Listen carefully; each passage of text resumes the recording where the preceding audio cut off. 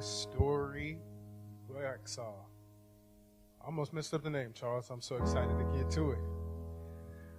I'm Jordan Diggs. I'm excited to be here. I have known Charles for maybe 2 years, and he might have fluffed the introduction. He might have fluffed it just a little. I'm not as great as he made me seem, but I know somebody who is, and that is the person that we came here to hear from today, and that is God himself. So, before I jump into this, I'll give a slight introduction because I appreciate you allowing me to come into your home tonight, into your worship experience. So I feel as if I should let you know a little about me. I'm from Gastonia, North Carolina. I am 21 years of age. I met Charles at Catawba College, and I have been walking with the Lord maybe for about 10 years solid now. 10 years solid now, and I stick true to my faith as best as I can. And now that you have heard from me, let's hop into the word. But before we do that, can we pray? Lord, I pray that you enter into the homes of anyone who may come across this live stream, YouTube video, God, if they see it tonight, tomorrow night, weeks from now, God, that you begin to move in their lives and that this word resonates with them, how it did with me. Lord, I pray that you begin to do mighty things in everyone's lives, Lord, all across the country and the world, God. In your name we pray. Amen. I have watched the last couple of weeks of Charles's last sermon series that you guys are doing here, and being unstuck really resonated with me because during this time, that is something that has been very, very challenging for some people that I know. It's been very challenging for me even at times, feeling that with the quarantine and everything being shut down, that I was stuck in my home, which then led to me feeling like I was stuck in my thoughts and maybe that I was stuck into this routine. And sometimes in life, we get so caught up on the routine that we can place God on the back end of our routine. We can place God on the back end of our lifestyle. But getting unstuck and being able to move some things out of the way so that we are free, so that God can be in the forefront, is very important to me. And I came all the way from Gastonia, North Carolina, to ask you a very simple question. What are you eating? Not literally, but as my verse says tonight, that we are the salt of the earth, which means that whatever is inside of you is what comes out of you. We are to live in such a way that others should know they follow Christ. I should, every time I wake up and go to the court to practice or go to work or school or whoever I may encounter, they should know he follows Christ. But that all starts with our relationship with Christ and what we allow to be inside of us. So tonight, for all of my note takers, like myself, I would like to start off by reading from Matthew chapter 5, verse 13.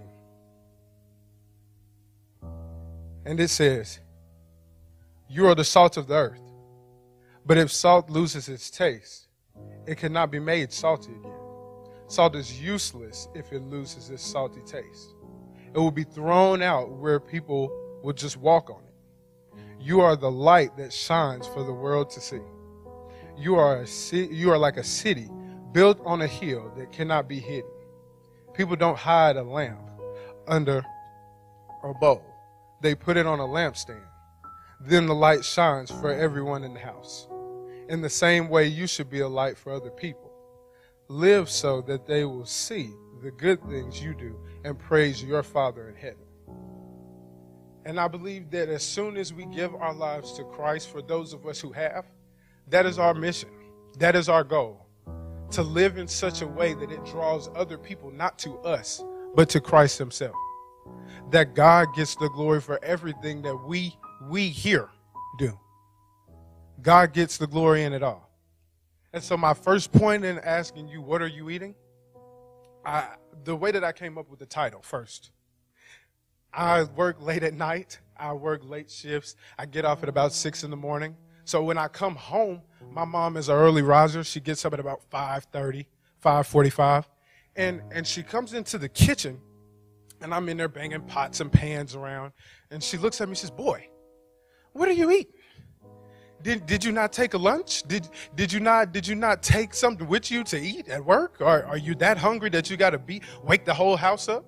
And during my alone time with God, that stuck with me, because many times when I encounter someone who needs help or needs Christ, I find that the alone time that I spend with him, my relationship with him, is what brings him out of me. It is not me, myself. It is through the alone time with him that I am able to say, you're going through a hard time, but I know somebody who can help you. You need a shoulder to lean on. God is always there, but I cannot give that if that is not already inside of me. So point number one that I have is, what am I hungry for? As soon as my mom asked me the question, what are you eating? I immediately turned to her with this look on my face like, I don't know. Because I did not realize what I was hungry for. I was hungry for anything. I was so hungry that I could eat anything at that point in time. And as Christians, what are we hungry for? Where is our attention? What catches our attention? What are you seeking? Because whatever you seek, you will find. Whatever you look for, you will get. In Proverbs 14 and 18, it says that fools are rewarded with more foolishness. Smart people are rewarded with knowledge. What is it that we're after? What is it that we fill ourselves with on a daily basis? What are we looking to fill our lives with on a daily basis?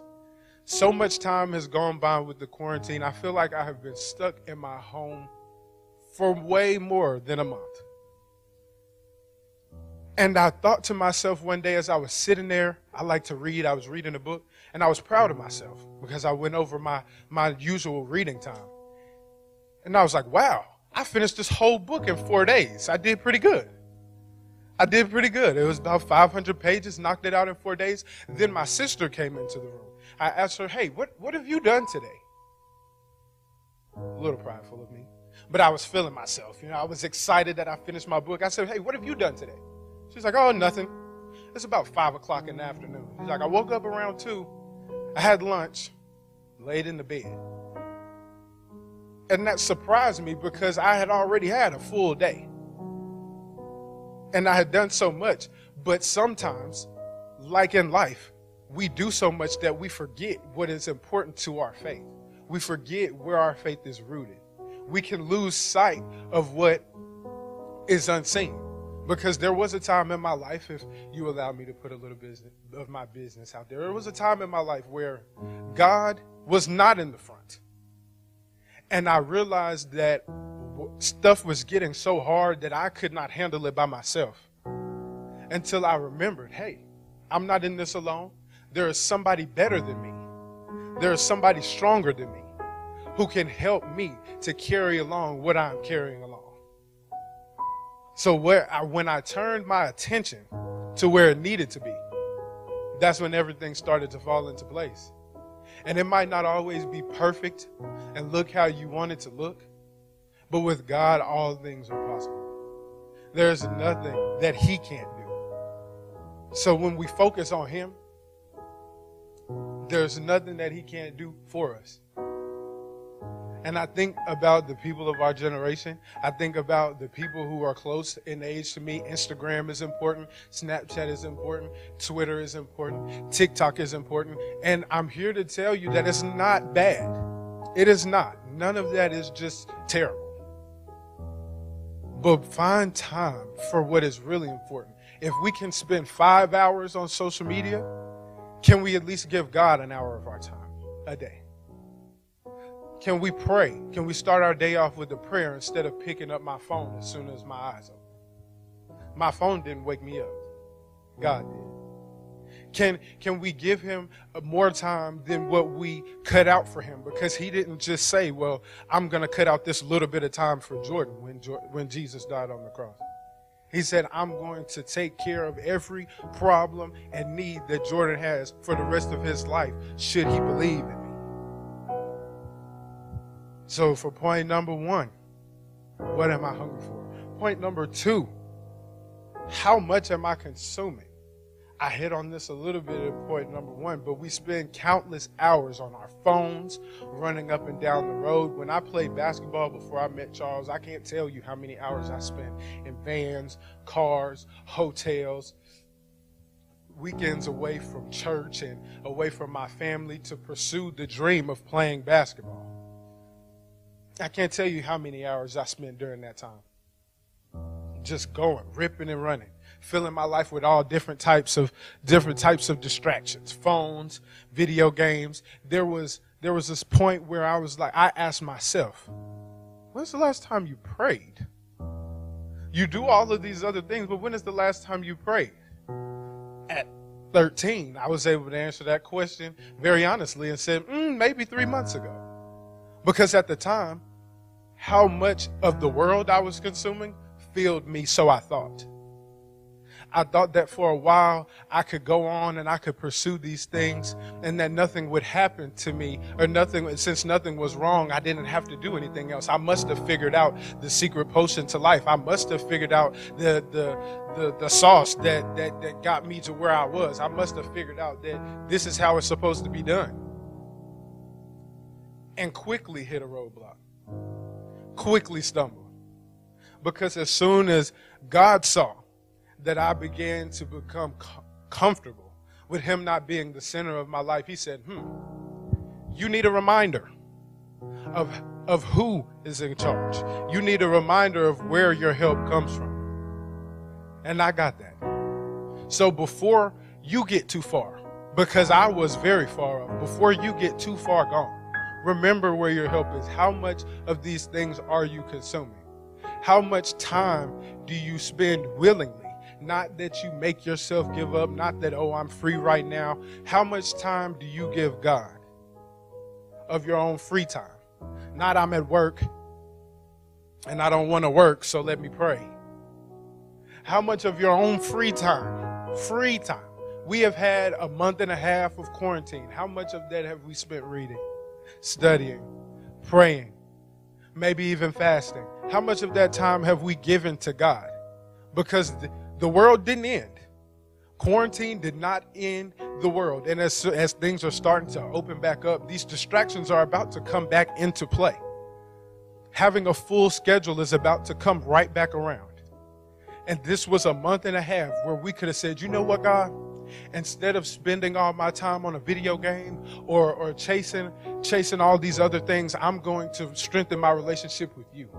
So that once this quarantine is over and I can go back outside with my friends, I can go back into my normal routine, that you're right there with me and our relationship is better than it ever has been. How much of these things are you consuming? How much knowledge are we taking in versus foolishness? How much distraction are we taking in? Monitor the distraction. This week, Charles has done an excellent job over the last 2 weeks of really getting you unstuck, giving you the keys to get unstuck. This week, I want to issue a small challenge. Monitor your distractions this week. Monitor where you give majority of your time. Count how many hours have I spent doing things when I could have been spending a little bit of time with God, when I could have given him part of my day. You might be surprised that you don't give him as much time as you think, or you give him more time. And if you're on the side of giving him more time, try to increase it. We can always get better. This is not about, one of the interesting things that I came in contact with this week, I had a conversation with a friend. And he is not that big of a church goer, but he goes. And he was like, Jordan, I don't see how you do it. He was like, I don't see how you do it. You in there, you're attentive, you pay attention. I don't see how you do it. And I was like, what do you mean, bro? He was like, I don't think I have the time. And the amazing thing about it is, it's not about how much time you think you have, but about the time that you make. I was like, what do you do with your free time, bro? He was like, I play 2K. I sit around and I might FaceTime my friends. I check on people from school. I work. I was like, well, how long do you play 2K? He said, maybe 4 or 5 hours.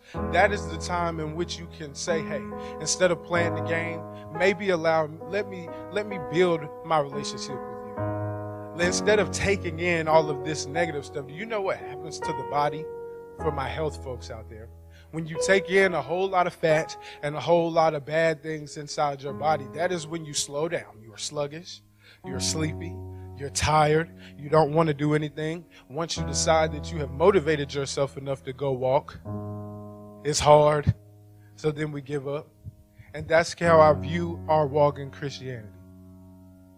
If we allow other distractions and we take in too many distractions from outside and we don't balance that out with our time with God, we don't give God our time, we become tired. We become sluggish. Christianity seems too hard. Following God seems too hard. Because a little bit earlier, two verses before the verse that I read, it said that people will talk about you. Matthew 5, verse 11. People will talk about you for following Christ. And if we don't spend that time with him, maybe you get inside your own head like I used to and say, you're right. This is crazy. Maybe I should stop. Maybe I'm not doing the right thing.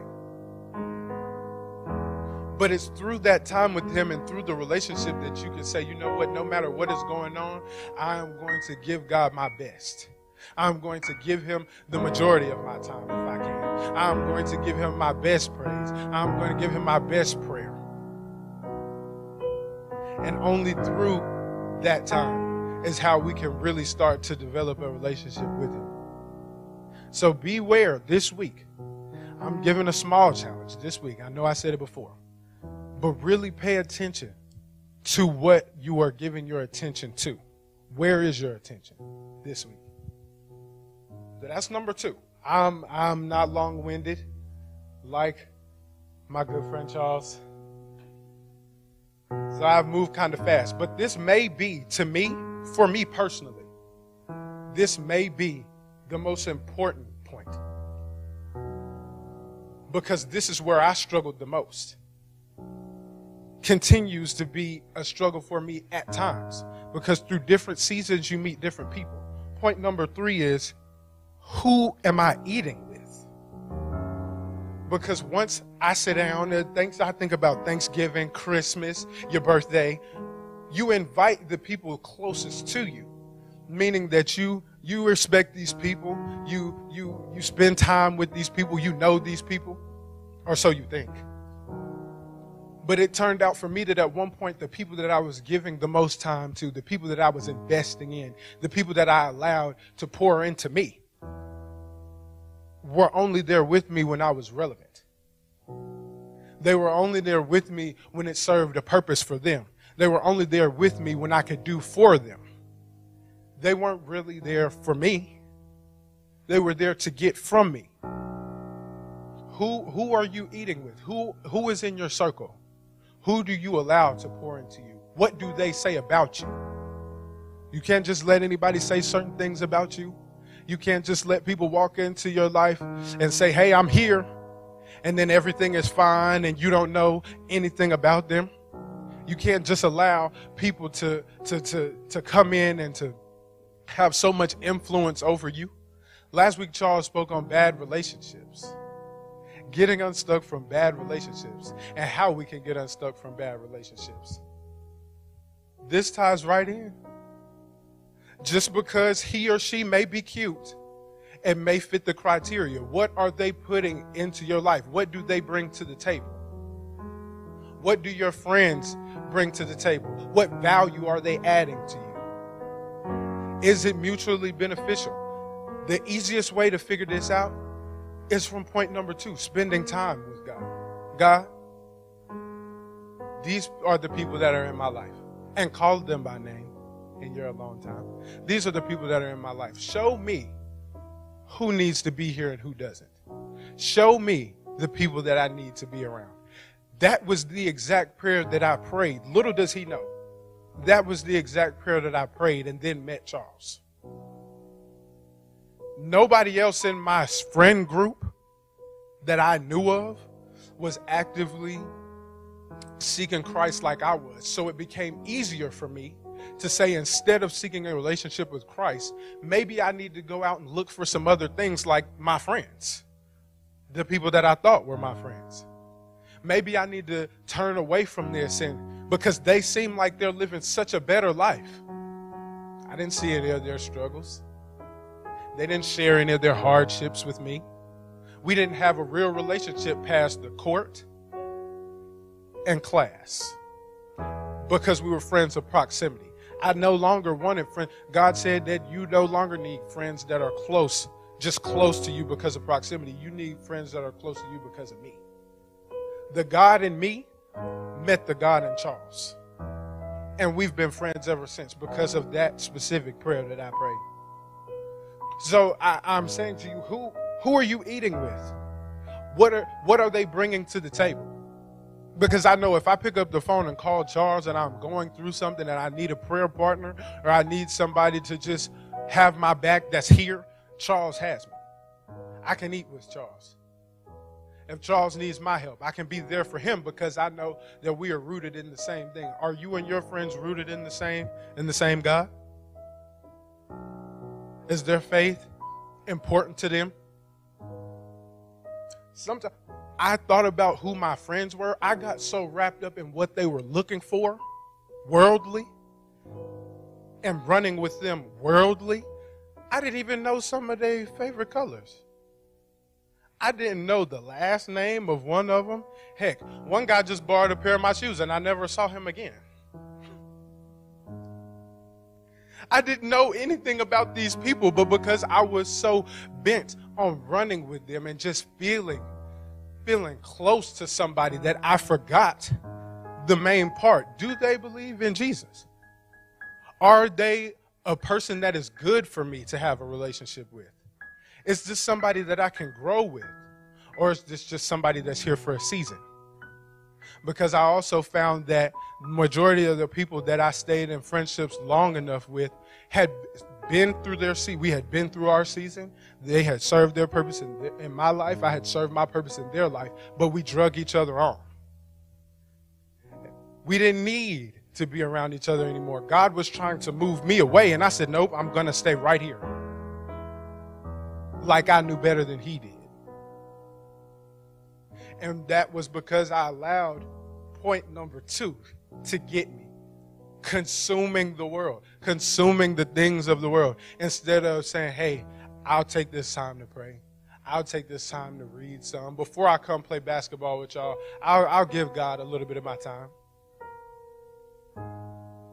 Hours. When I look at that, I'm embarrassed at how many hours I spent chasing basketball instead and did not mention God at all. Did not talk to him at all. Did not consult him at all. Didn't read at all. Wasn't praying. I'm embarrassed by it, even though nobody else knows how much time that was. It hit me during this time because now we have come back to, again, with quarantine, not being able to worship together. We're stuck in our homes to be able to do this thing. And what hit me when God was giving me this, he said, we need to be mindful of what we have done in our homes so that now when the world opens back up, the same prayer life that we have developed, if we have developed one, the same drive that we have developed, if we have developed one, that is something that we should take with us into our regular lives. The world didn't end for God. God didn't stop this to say, hey, y'all are having too much fun. I think he's trying to catch our attention. Slow down. Hit reset. Find me. Find me. So to recap, brief recap. What am I hungry for? What are the things that hold my attention? Where am I placing my attention? What are the things that I am giving energy to? Are they beneficial or detrimental? What are the things that I allow myself to get involved in? What do I want? What do I want to do? Who do I want to be? If you can answer these questions, you will find out just what you're hungry for. You'll find just what you're hungry for. How much am I consuming? If I'm hungry to be rich, then am I willing to give up all my time working? And am I willing to give up my family, or my relationship with my family? Am I willing to give up all of these other things for money? Think about when you're hungry, the hungriest you've ever been. You ride past some of the nastiest food places, and it looks so good to you because you have not put nutrients in your body since 7:30 yesterday morning.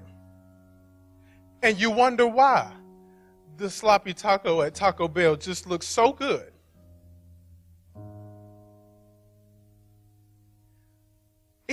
Eat the right things. What am I hungry for? Maybe I'll miss my show this week to give you some time, God. I'll spend more time with my family instead of us going out and doing our own separate things. Maybe we can have dinner together and we can read the word together. Maybe we can pray together in the mornings before we go to work and before we go to school or wherever we're going. Maybe we can have some time together. Maybe when I wake up in the middle of the night, instead of going to get some Oreo ice cream, I'll just pray. What am I hungry for? How much am I consuming? I'm going to tell on myself just a little. Fried foods, I love them. Charles told you I don't work out, which I need to. Need to start. But I can't just consume fried food all day long. That is not healthy for me physically or mentally.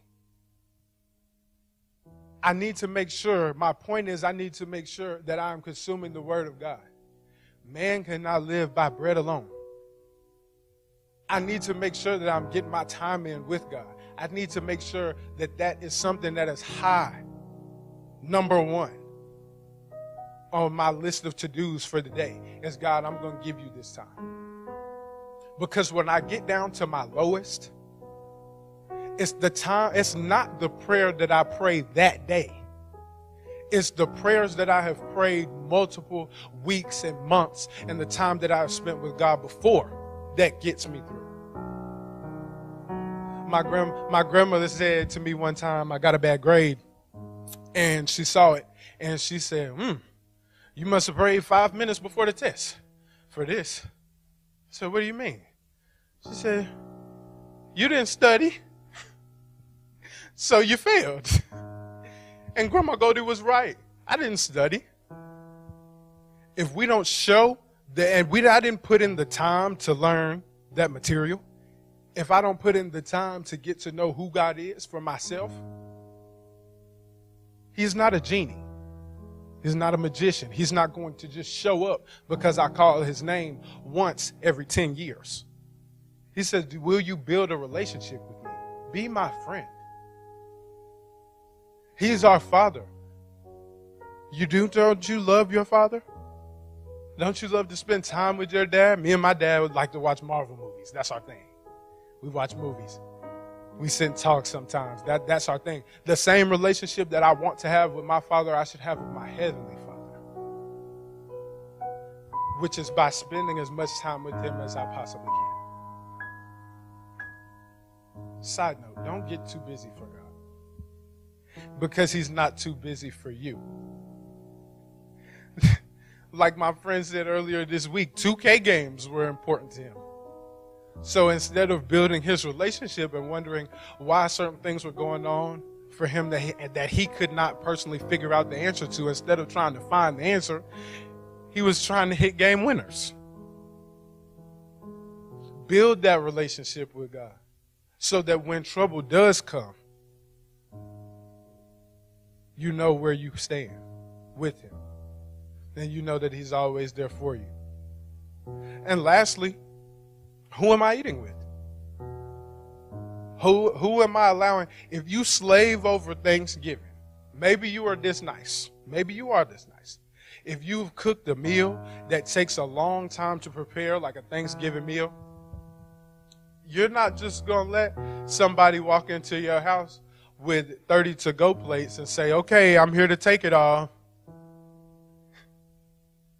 They might not even be a family member. You've invited somebody into your home to take the meal that you cooked all this time. Your relationship with Christ is not just for you, it is for others. But beware of those who see, because they can see the God in you, not know what it is, and try to take from you.